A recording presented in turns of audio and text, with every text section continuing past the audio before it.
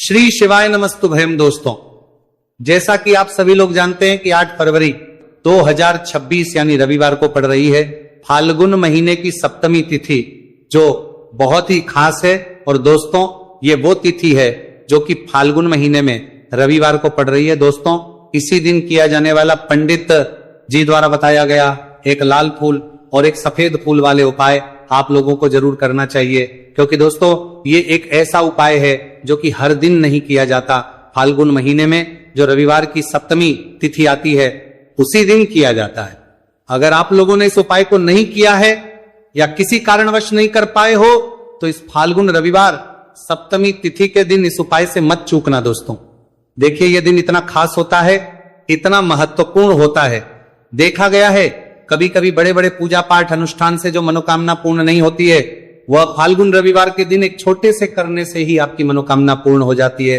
और बहुत सारे लोगों ने इस उपाय को किया भी है और उनको इस उपाय को करने का फल भी जरूर मिला है। अगर आप लोग भी इस उपाय को इस रविवार के दिन करना चाहते हैं तो आप इस उपाय को हर आप वादा था कि आपको जान करेंगे तो करना चाहते हैं को पहले अच्छे से समझ लेना, सुन लेना, उसके बाद करना। आपको इस उपाय का फल जरूर मिलेगा, आपकी सभी मनोकामनाएं पूरी हो जाएंगी। दोस्तों, हम आपको यहां पर बता दें कि ये जो एक लाल फूल और एक सफेद फूल वाले उपाय है, ये उपाय पंडित जी ने अपनी अभी की सीहोर की कथा में ही बताया है।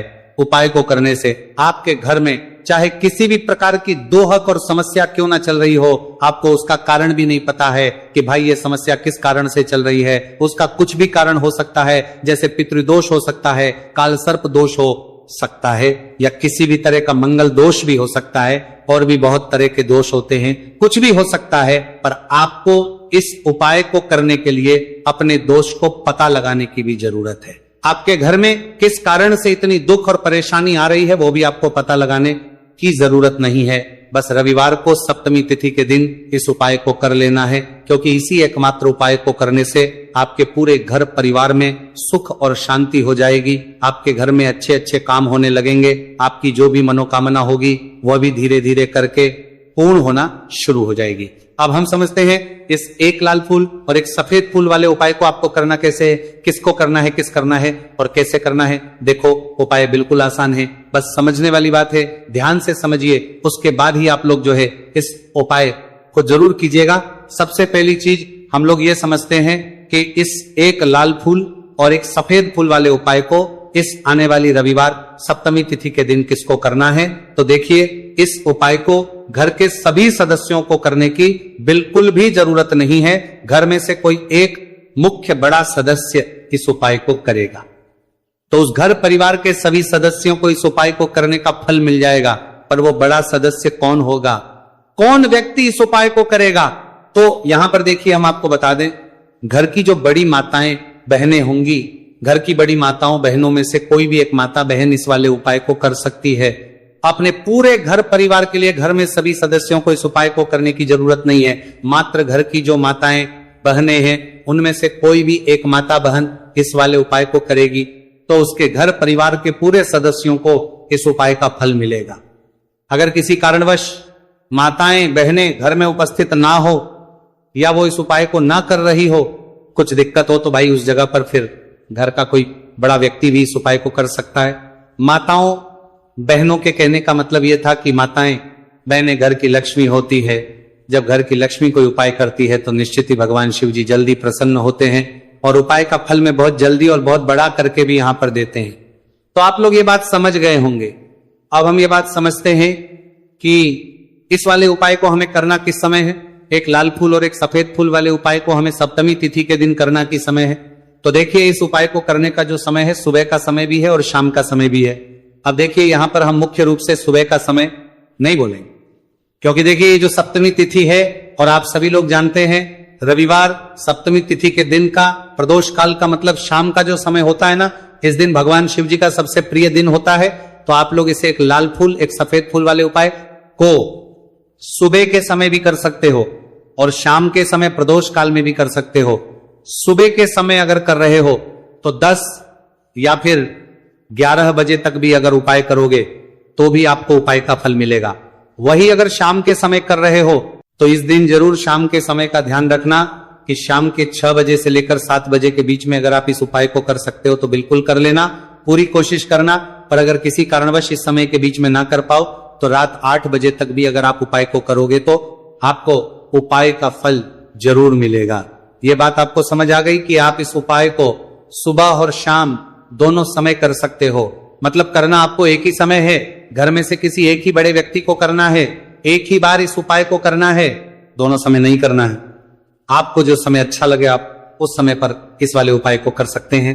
तो चलिए जानते हैं इन विशेष उपायों के बारे में। लेकिन उससे पहले जो भी मेरे भाई मेरी प्यारी बहनें आज चैनल पर पहली बार आए हैं या मेरी आवाज आज पहली बार सुन रहे हैं, अगर आप भी महादेव के सच्चे भक्त हैं तो वीडियो को लाइक और चैनल को सब्सक्राइब जरूर कर लें और कमेंट बॉक्स में लिखें हर हर महादेव देखो।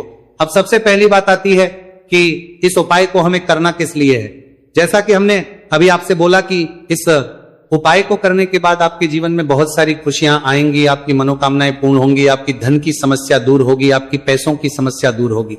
अब देखिए, अगर आप लोग सोच रहे हो कि भाई हमें अपना घर बनाना है पर घर बनाने के लिए पैसा नहीं है, हमें गाड़ी लेना है पर गाड़ी लेने के लिए पैसा नहीं है, हमें जमीन लेना है पर जमीन के लिए पैसों की कमी पड़ रही है, अगर ऐसी ही दिक्कत परेशानी या किसी भी तरह की धन से जुड़ी हुई समस्या या पैसों से जुड़ी हुई समस्या अगर आपके जीवन में चल रही है तो ये उपाय निश्चित ही आपके जीवन में मतलब बहुत सारे फल ला कर दे सकता है। इसीलिए अगर आपके घर में बहुत ज्यादा दिक्कत समस्या परेशानी चल रही है, धन से जुड़ी हुई पैसों से जुड़ी हुई धन की बहुत ज्यादा कमी आ रही है, पैसों की आवक नहीं हो रही है, तो भाई आप लोगों को इस वाले उपाय को जरूर करना चाहिए। घर में से किसी एक भी बड़े व्यक्ति को अब इस उपाय में करना क्या है वो सबसे पहले हम लोग जान लेते हैं। उपाय की सामग्री हम लोग सबसे पहले जानते हैं कि इस उपाय में किस किस चीज की आवश्यकता पड़ेगी। तो देखिए, उपाय का नाम तो एक लाल फूल और एक सफेद फूल वाला उपाय है, पर इस उपाय में कुल मिलाकर 4 सामग्री हमें लगने वाली, जो कि पंडित जी ने खुद सीहोर वाली कथा में बताया है, और जो हम आपको उपाय बताते हैं वो पंडित जी द्वारा बताए गए होते हैं, अलग से हम कुछ भी नहीं बताते हैं। तो यहां पर हम लोग समझते हैं कि इस उपाय की सामग्री क्या है। तो देखो, उपाय की जो सामग्री है वो 4 सामग्री है, जिसमें से सबसे पहली सामग्री है एक बेलपत्र। देखो, बेलपत्र क्या होती है? बेलपत्र जो शिव की शिवलिंग पर चढ़ती है। दूसरी चीज है एक शमीपत्र, शमीपत्र शिवलिंग पर ही चढ़ता है। तीसरी चीज है दोस्तों एक लाल फूल, उपाय का नाम है, तो एक यहां पर आपको लाल फूल लेना है। अब ये लाल फूल कौन सा लेना है? देखो, शिवलिंग के ऊपर जो लाल फूल चढ़ता हो उनमें से कोई भी एक लाल फूल पसंद कर लेना और वो कहीं से तोड़कर या कहीं से खरीद कर लेकर आना और उस लाल फूल को उपाय में प्रयोग कर लेना। उसके बाद में एक सफेद फूल का विशेष रूप से ध्यान रखना, जो सफेद फूल शिवलिंग पर चढ़ता हो सिर्फ वही सफेद फूल लेकर आना, इसके अलावा कुछ मत लेकर आना, लेकिन केतकी का मत लेना। तो एक मात्रा में ही आपको ये चारों सामग्री चाहिए, एक बेलपत्र, एक शमीपत्र, एक लाल फूल और एक सफेद फूल। ये चारों सामग्री आप लोग तैयार करके रख लें। प्रदोष काल में या सुबह के समय जब भी आप इस उपाय को कर रहे हैं, जैसे ही आपके उपाय की सामग्री तैयार हो जाती है तो क्या हम सीधा उपाय को करने के लिए इन चारों सामग्री को उपाय करने के लिए जा सकते हैं? नहीं।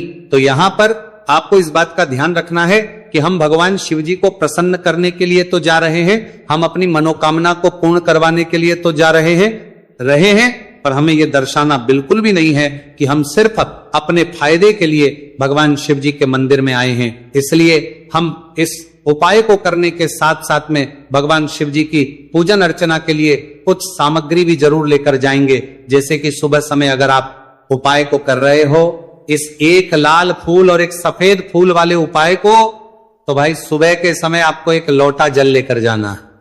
जो लोग प्रतिदिन शिव जी के मंदिर जाते हैं, पूजन अर्चना करते हैं, जल चढ़ाते हैं, फूल बेल पत्र सब कुछ चढ़ाते हैं, भाई वो अपनी पूजन अर्चना वैसी की वैसी ही करना। बाकी जो सिर्फ उपाय को करने के लिए जा रहा है, जो कुछ भी लेकर नहीं जा रहा है, उसे कम से कम एक लोटा जल अपने घर से भरकर लेकर जाना अगर आप उपाय को कर रहे हो, है ना? क्योंकि इस वाले उपाय को आप भगवान शिव जी की पूजन अर्चना करने के बाद ही करना। वहीं अगर बात करें शाम के समय की, अगर कोई व्यक्ति शाम के समय प्रदोष काल में इस वाले उपाय को कर रहा है तो भाई आपको मात्र एक घी का दीपक तैयार करना है। ये बात हम हमेशा बोलते हैं, शाम के समय प्रदोष काल में कोई कर रहे हो ना, तो दीपक का विशेष महत्व होता है। रविवार, सप्तमी तिथि, दिन का प्रदोष काल में जो भी व्यक्ति दीपक जलाता है ना भगवान शिव जी के मंदिर में, भाई उसके जीवन से सारी दुख और परेशानियां भी दूर होती हैं। तो भाई इस दिन दीपक का विशेष रूप से ध्यान रखना आप लोग। अगर आप इस उपाय को शाम के समय प्रदोष काल में कर रहे हो, है ना, ये जो दीपक आप लोगे ये आटे का लोगे, जो आटा आप गूंद दोगे उसके अंदर कुछ भी मत डालना, मात्र सादा आटा लगाकर उसे तैयार कर लेना और एक मीडियम साइज का दीपक तैयार कर लेना। दीपक न ज्यादा छोटा हो न ज्यादा बड़ा हो, है ना। उसके बाद में दीपक आपका तैयार हो जाए तो इसके अंदर जो बत्ती रखोगे वो गोल बत्ती रखोगे। देखो गोल बत्ती भी दो तरह की होगी, एक बाजार की और एक घर वाली। तो कोशिश करना अपने घर में जो रुई रखी हुई है उस रुई से आप लोग एक गोल बत्ती अपने हाथों से बनाओ। उपाय का फल अच्छा मिलता है, भगवान शिवजी जल्दी प्रसन्न होते हैं। जब हम किसी भी उपाय को अपने हाथों से परिश्रम करके तैयार करते हैं तो आपको उस दीपक के अंदर एक गोल बत्ती रख देनी है। इसके अंदर जो चीज आप लोग डालोगे वो डालोगे शुद्ध देसी गाय का घी। इस बात का विशेष रूप से ध्यान रखना, शुद्ध देसी गाय का घी ही डालना है, तेल वगैरह नहीं। आज के दिन तो मत डालना, रविवार सप्तमी तिथि के दिन, क्योंकि भगवान शिव जी का सबसे प्रिय दिन और प्रिय समय पर हम लोग इस वाले उपाय को कर रहे हैं। तो थोड़ा सा शुद्ध गाय का घी इतना डालना कि वो दीपक कुछ समय तक चल सके। ना बाजार वाला मिलावटी घी डालना, ना भैंस का घी डालना।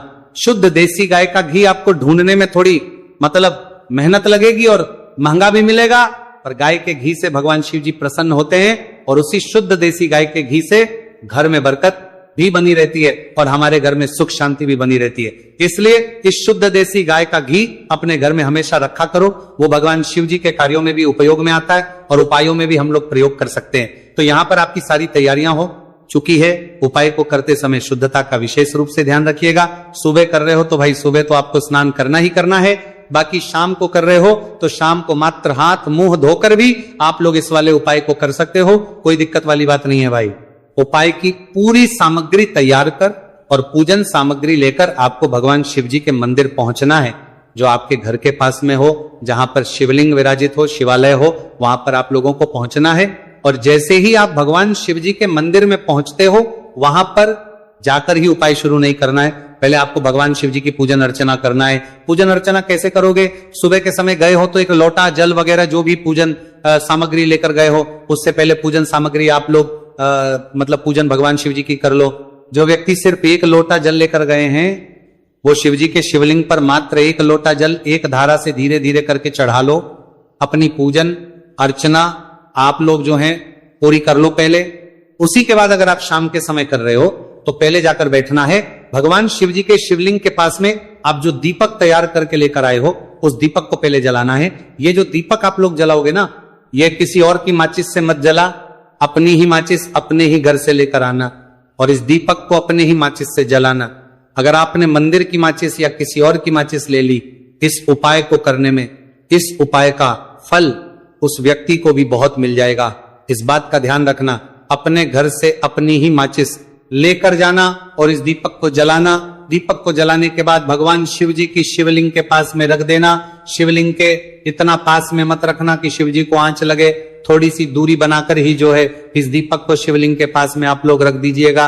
अब जैसे ही आपकी पूजन अर्चना हो जाती है, भगवान शिव जी के शिवलिंग के सामने या आसपास कहीं पर भी बैठ जाइए उपाय को करने के लिए। और उपाय को करने से पहले आप लोग अपनी वो चारों पूजन सामग्री निकाल लीजिए, उपाय की जो सामग्री है वो निकाल लीजिए और भगवान शिव जी के शिवलिंग के ऊपर एक माता अशोक सुंदरी जी का स्थान देख लीजिए। माता सुंदर जी का जो स्थान होता है वो जलाधारी के ऊपर होता है, जलाधारी के बिल्कुल बीचों बीच में होता है। आप लोगों ने देखा भी होगा शिवलिंग की जलाधारी होती है, जलाधारी के बिल्कुल बीचों बीच का जो स्थान होगा वो माता अशोक सुंदर जी का स्थान होगा, क्योंकि यहीं पर हमें ये जो है उपाय को करना है। सबसे पहली चीज, अब हम उपाय को करना शुरू करते हैं। आप सबसे पहले अपनी एक बेलपत्र उठा लो। एक बेलपत्र को आपको माता अशोक सुंदरी जी वाले स्थान पर सबसे पहले समर्पित करना है। बेलपत्र की डंडी का मुख होगा जलाधारी की तरफ, जहां से जल बहता है और नीचे गिरता है, और बीच वाली बड़ी पत्ती का मुख मतलब शिवलिंग की तरफ होगा। इस तरीके से आपको इस बेलपत्र को माता अशोक सुंदरी जी वाले स्थान पर समर्पित कर देना है। उसके बाद में अपनी एक शमी पत्र उठा लो जो आप उपाय के लिए लेकर आए हुए हो। शमी पत्र को उठाकर शमी पत्र की भी जो डंडी का भाग होगा वो जल की तरफ करके, जहां से जल बहता है नीचे गिरता है उस तरफ करके, और पत्ती वाला भाग शिवलिंग की तरफ करके इस शमी पत्र को भी उस बेल पत्र के ऊपर आपको समर्पित कर देना है। समर्पित करने के बाद अब आप ले लो अपना एक लाल फूल जो आप उपाय को करने के लिए लेकर आए हुए हो। इस लाल फूल का जो खिला हुआ भाग होगा, चाहे वो गुलाब का फूल हो, चाहे कोई सा फूल जो शिवलिंग पर चढ़ता हो, भाई उस फूल का जो खिला हुआ भाग होगा वो शिवलिंग की तरफ होगा। बाकी जो पीछे का भाग होगा फूल का वो जलाधारी की तरफ, जहां से जल बहता है नीचे गिरता है उस तरफ होगा।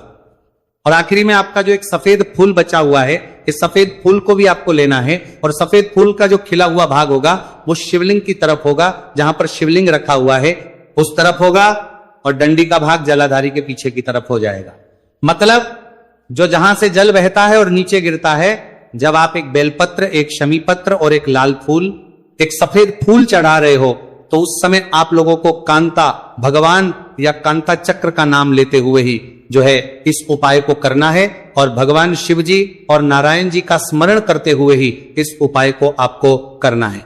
तो जब भी आप एक बेलपत्र, एक शमी पत्र, एक लाल फूल और एक कमी हो रही है, जो भी दुख और समस्या परेशानी चल रही हो, आपको अपनी वह दुख और जो है भगवान शिव जी से उपाय को पूरा करने के बाद वहीं पर पास में बैठकर बोल देना है।